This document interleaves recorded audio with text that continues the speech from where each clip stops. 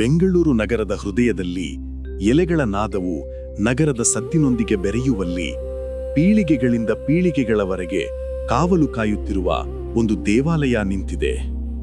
ಇದು ದೊಡ್ಡ ಬಸವನ ಗುಡಿ, ಅಂದರೆ ಪ್ರಸಿದ್ಧ ಬುಲ್ ಟೆಂಪಲ್, ಭಕ್ತಿಯ ಮತ್ತು ಸಂಸ್ಕೃತಿಯ ಶಾಶ್ವತ ರಕ್ಷಕ. ಈ ಪವಿತ್ರ ಸ್ಥಳದ ಕಥೆ ಕ್ರಿಸ್ತ ಶಕ 1537ರಲ್ಲಿ ಆರಂಭವಾಗುತ್ತದೆ. ಆ ಕಾಲದ ಮಹಾನ್ ಆಡಳಿತಗಾರ ಕೆಂಪೇಗೌಡ ಮೊದಲನೆಯವರು ಬೆಂಗಳೂರು ನಗರವನ್ನು ಸ್ಥಾಪಿಸಿದವರು. ಭಗವಂತ ಶಿವನ ಪವಿತ್ರ ವಾಹನ ಮತ್ತು ಅನನ್ಯ ಭಕ್ತನಾದ ಬಸವನಿಗೆ ಸಮರ್ಪಿತವಾದ ದೇವಾಲಯವನ್ನು ನಿರ್ಮಿಸಿದರು.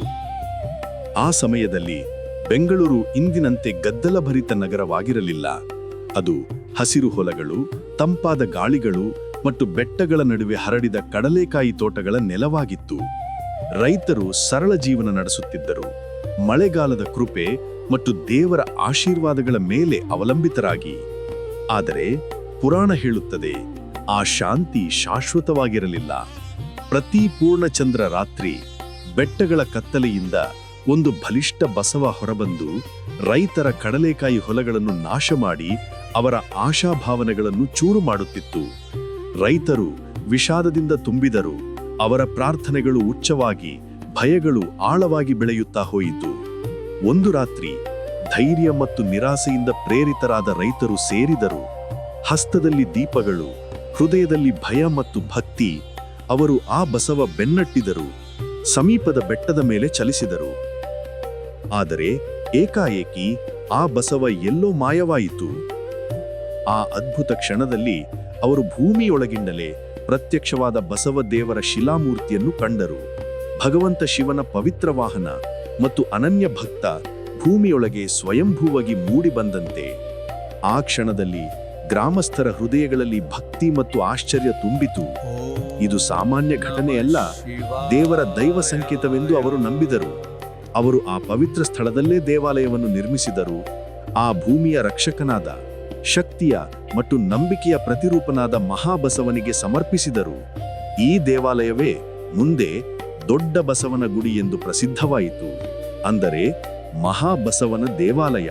ಕೃತಜ್ಞತೆಯ ಸೂಚಕವಾಗಿ ರೈತರು ತಮ್ಮ ಮೊದಲ ಕಡಲೆಕಾಯಿ ಬೆಳೆಯನ್ನು ಪ್ರತಿ ವರ್ಷ ಬಸವನಿಗೆ ಅರ್ಪಿಸುವ ಪರಂಪರೆಯನ್ನು ಆರಂಭಿಸಿದರು.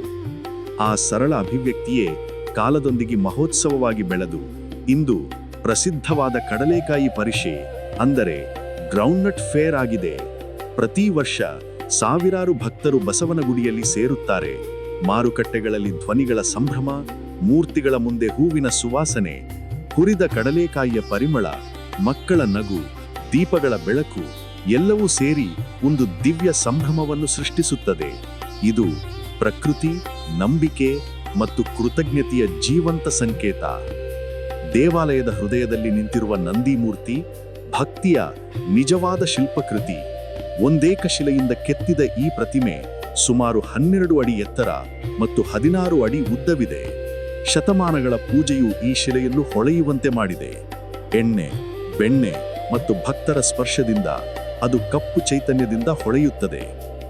ಭಕ್ತರು ಇಂದಿಗೂ ಬೆಣ್ಣೆ ಅಭಿಷೇಕ ಮಾಡುವುದರ ಮೂಲಕ ನಂದಿಗೆ ಪ್ರಾರ್ಥಿಸುತ್ತಾರೆ. ಆ ಪೂಜೆ ಶಾಂತಿ, ಆರೋಗ್ಯ ಮತ್ತು ಸಮೃದ್ಧಿಯನ್ನು ತರುತ್ತದೆ ಎಂದು ನಂಬುತ್ತಾರೆ. ಆದರೆ ಈ ದೈವಿಕ ಮೂರ್ತಿಗೆ ಒಂದು ರಹಸ್ಯವೂ ಇದೆ. ಹಳೆಯ ಕಾಲದಲ್ಲಿ ನಂದಿಯ ಈ ಮೂರ್ತಿ ನಿಧಾನವಾಗಿ ಬೆಳೆಯುತ್ತಿದ್ದೆಂದು ಹೇಳುತ್ತಾರೆ. ಪ್ರತಿ ವರ್ಷ ಅದು ಸ್ವಲ್ಪ ಸ್ವಲ್ಪವಾಗಿ ಎತ್ತರವಾಗುತ್ತಿತ್ತು. ಮೂರ್ತಿ ದೇವಾಲಯದ ಗೋಪುರವನ್ನು ಮೀರುವಂತೆ ಕಂಡಿತು. ಗ್ರಾಮಸ್ಥರು ಬೆಚ್ಚಿಬಿದ್ದು ಭಗವಂತ ಶಿವನಿಗೆ ಪ್ರಾರ್ಥಿಸಿದರು. ಅವರ ದಿವ್ಯ ಮಾರ್ಗದರ್ಶನದಂತೆ ಅವರು ವಿಶೇಷ ಪೂಜೆ ನೆರವೇರಿಸಿ ನಂದಿಯ ತಲೆಯ ಮೇಲೆ ಒಂದು ಕಡ್ಡಿ ಇಟ್ಟರು. ಆ ದಿನದಿಂದ ನಂದಿಯ ಬೆಳವಿಕೆ ನಿಂತು ದೇವಾಲಯವು ಶಾಶ್ವತ ಶಾಂತಿಯನ್ನು ಪಡೆದಿತು. ಇಂದು ದೊಡ್ಡ ಬಸವನ ಗುಡಿ ಕೇವಲ ದೇವಾಲಯ ಅಲ್ಲ, ಅದು ಬಸವನ ಗುಡಿಯ ಹೃದಯ. ಈ ಪ್ರದೇಶವೇ ಅದರ ಹೆಸರಿನಿಂದ ಪ್ರಸಿದ್ಧವಾಯಿತು. ಬಸವನ ಗುಡಿ ಅಂದರೆ ಬಸವನ ನಿವಾಸ ಸ್ಥಾನ. ದೇವಾಲಯವು ಪಾರಂಪರಿಕ ದ್ರಾವಿಡ ಶೈಲಿಯಲ್ಲಿ ನಿರ್ಮಾಣವಾಗಿದ್ದು ಕಾಲಾತೀತ ಶಿಲ್ಪ ಶೈಲಿಯ ಸರಳತೆ ಮತ್ತು ಶಕ್ತಿಯನ್ನು ಪ್ರತಿಬಿಂಬಿಸುತ್ತದೆ. ಗೋಪುರದ ಕತ್ತಲೆಯೊಳಗೆ ದೀಪಗಳು ಮಿಂಚುತ್ತವೆ. ಮಂದಿರದ ಘಂಟೆಯ ನಾದವು ಕಲ್ಲಿನ ದಾರಿಗಳಲ್ಲಿ ಪ್ರತಿಧ್ವನಿಸುತ್ತದೆ. ಭಕ್ತರು ಇಲ್ಲಿ ಕೇವಲ ಪೂಜೆಗಾಗಿ ಬರುವುದಿಲ್ಲ, ಅವರು ಶಾಂತಿಯ ಹುಡುಕಾಟದಲ್ಲೂ ಬರುತ್ತಾರೆ. ಆಧುನಿಕ ನಗರದ ಗದ್ದಲದ ಮಧ್ಯೆ ಈ ದೇವಾಲಯ ಒಂದು ನಿಶ್ಚಲ ಆಶ್ರಯವಾಗಿದೆ. ಬೆಳಿಗ್ಗೆ ಮತ್ತು ಸಂಜೆ ಘಂಟೆಯ ನಾದ, ಮಂತ್ರಗಳ ಪಠಣ, ಧೂಪದ ಪರಿಮಳ ಎಲ್ಲವೂ ಸೇರಿ ಭಕ್ತಿಯ ವಾತಾವರಣವನ್ನು ನಿರ್ಮಿಸುತ್ತವೆ. ಸೂರ್ಯ ಅಸ್ತಮಿಸುವಾಗ ಬಂಗಾರದ ಬೆಳಕು ನಂದಿ ಆಕೃತಿಯನ್ನು ಹೊಳೆಯುವಂತೆ ಮಾಡುತ್ತದೆ. ಅದು ನೆನಪಿಸುತ್ತದೆ, ನಂಬಿಕೆ ಹುಟ್ಟಿದರೆ ಅದು ಎಂದಿಗೂ ನಶಿಸುವುದಿಲ್ಲ. ಸುಮಾರು 5 ಶತಮಾನಗಳಿಂದ ದೊಡ್ಡ ಬಸವನ ಗುಡಿ ನಿಂತಿದೆ. ಭಕ್ತಿ, ಪೌರಾಣಿಕತೆ ಮತ್ತು ಕೃತಜ್ಞತೆಯ ಶಾಶ್ವತ ಚಿಹ್ನೆಯಾಗಿ ಇದು ಕಾಲದ ಕಿವಿಯಲ್ಲಿ ಗುಸುಗುಸು ಮಾತಾಡುತ್ತದೆ. ರೈತರ ಭಕ್ತಿ, ರಾಜನ ಕನಸು ಮತ್ತು ದೇವರ ಆಶೀರ್ವಾದಗಳ ಕಥೆಯನ್ನು.